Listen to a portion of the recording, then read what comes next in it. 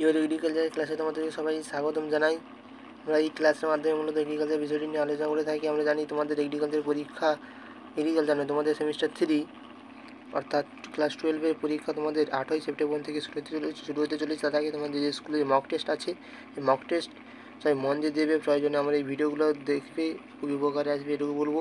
এরপরে আমি যে কাজ করব তা বলার জন্যই আমার এই ভিডিওতে আসা। আমি প্রত্যেকটা চ্যাপ্টার থেকে স্পেশাল কোশ্চেন বলে দেবো, যেগুলো তোমাদেরকে দেখতেই হবে। আমি বলবো প্রথম সেমিস্টারে পুরো বই দেখতে হবে, কিন্তু এই চ্যাপ্টারগুলো থেকে স্পেশাল বলবো, যেগুলো তোমাদেরকে স্পেশাল কোশ্চেনও দেখতে হবে। যারা 35 আউট অফ 35 পেতে চাও, তাদের কিন্তু সম্পূর্ণ বইটাকেই তোমাদেরকে রিভিশন দিতে হবে এবং সম্পূর্ণ বই দেখতে হবে।